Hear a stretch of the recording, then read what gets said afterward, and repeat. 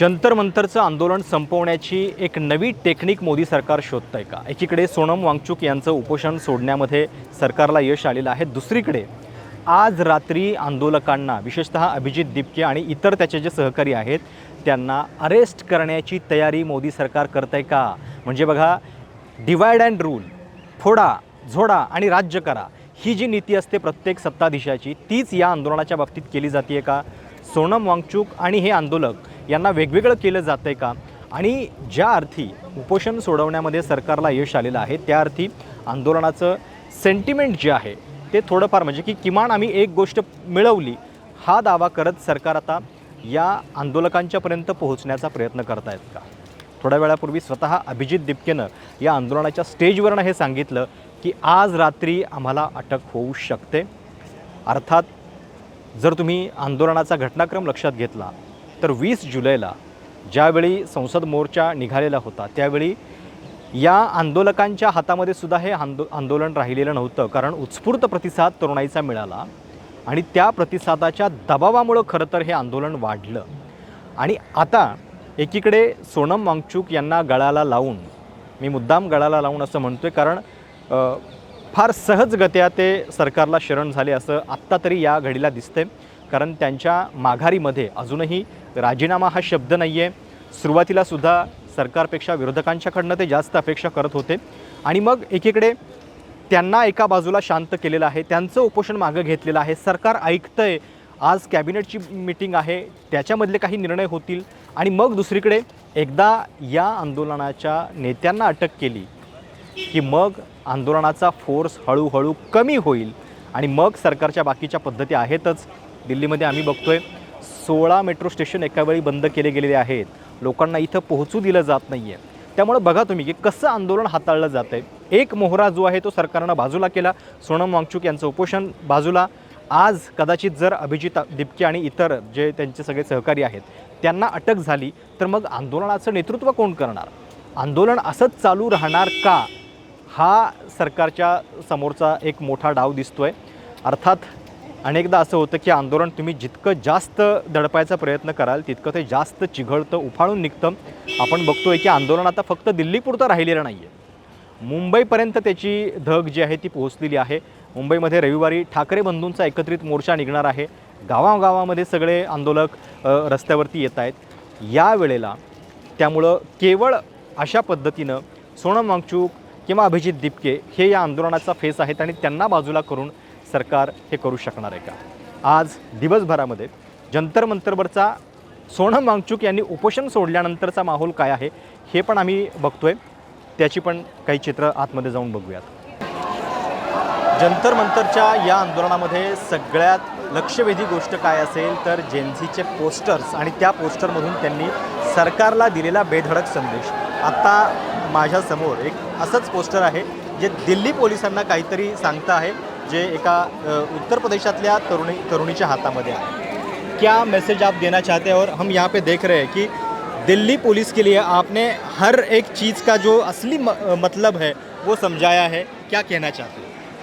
ये आपका कर्तव्य है, ये हमारे लिए प्रॉमिस है जो आपको एक यूनिफॉर्म के तौर पे मिली, तो आप प्लीज़ अपने इस प्रॉमिस का याद रखो और हम पे लाठीचार्ज ना करो. हम लोगों पर, हम शांतिपूर्वक यहाँ पे धरना देने आए हैं और हम शांतिपूर्वक ही धरना दे रहे हैं. आप इस शांतिपूर्वक धरने को भंग मत करिए. तो आपने यहाँ पे लिखा है uniform is not just a cloth, it is promise. The Ashoka emblem says your authority comes from the constitution not from the government. किती महत्त्वाची ओळ आहे बघा. आणि खाली स्टार्स, त्याच्यावरती रिस्पॉन्सिबिलिटी विथ मोर स्टार्स आहे, मोर अकाउंटेबिलिटी. जितके स्टार जास्त तितकी तुमची अकाउंटेबिलिटी जास्त आहे.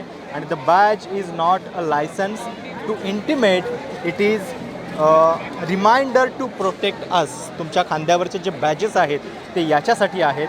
आणि a weapon is the last resort, never the response. म्हणजे बघा, पोलिसांचं नेमकं कर्तव्य काय असलं पाहिजे हे त्यांना सांगणारं हे पोस्टर आहे.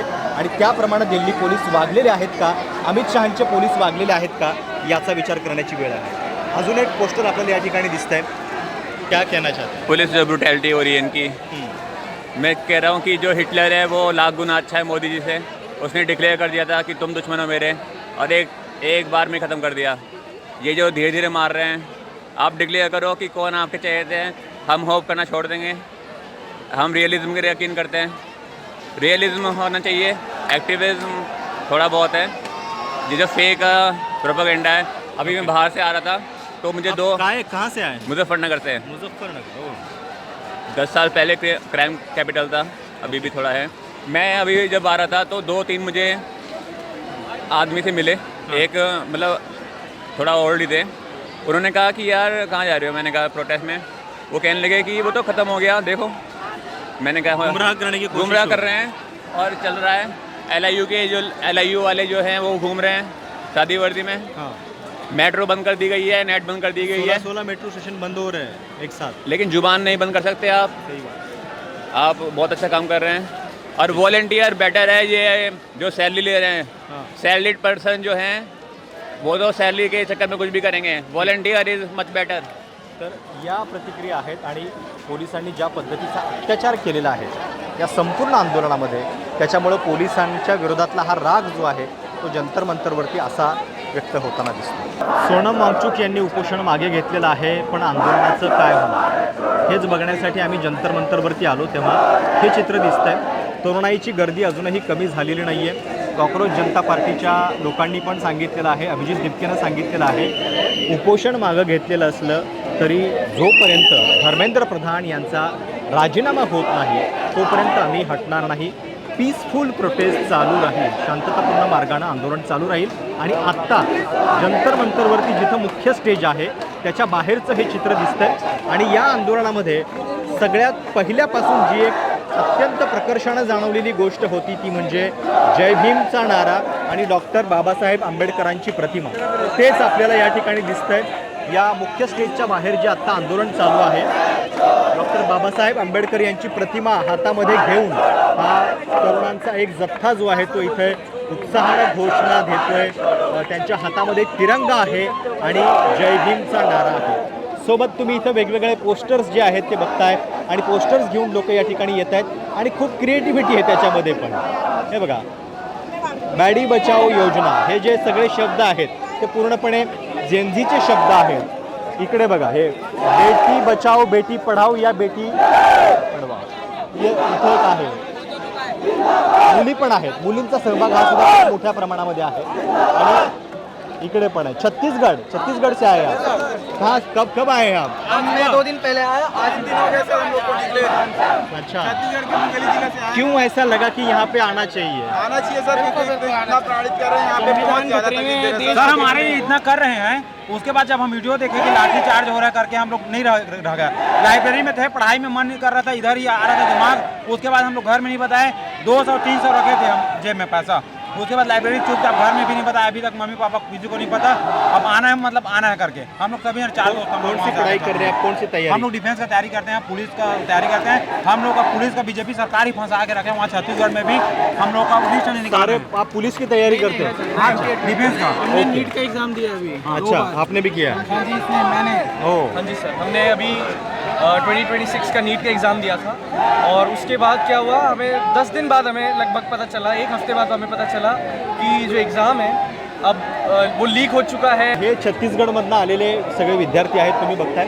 आप पुलिस की तैयारी कर रहे हो और यहाँ पे आप देख रहे हो कि पुलिस कैसा बर्ताव कर रही है, तो आप कैसे पुलिस बनना हाँ सर, चाहते हो? पुलिस का तैयारी से साथ साथ ये पता चला, हमारा स्टेट में जो बिलासपुर से लेकर हमको ट्रेन लेकर आना था यहाँ पे, तो बिलासपुर में रेलवे स्टेशन गए, वहाँ पे ना टिकट घर में जब पूछे कि हमें दिल्ली जाना है करके, टिकट चाहिए, नहीं है कोई टिकट नहीं है करके सीधा डायरेक्ट मना कर दिए। अच्छा। और हम लोग देखें ऑनलाइन दिखा रहा था टिकट, हम लोग उसके बाद फिर सोचे जाने तो नहीं देंगे हम लोग को। उसके बाद चुपचाप हम लोग नागपुर का टिकट करवाए, सीधा दिल्ली का नहीं करवाए। उसके बाद नागपुर से हम लोग दिल्ली के लिए टिकट करवाए, फिर आए यहाँ पे। यहाँ आने के बाद भी पुलिस वाले हमें रेलवे स्टेशन में रोक लिए, जैसे हम कैदी हैं, हमारा ID प्रूफ हमारा यहाँ तक भी जबरदस्ती तुम अपना इंस्टाग्राम खोल के दिखाओ।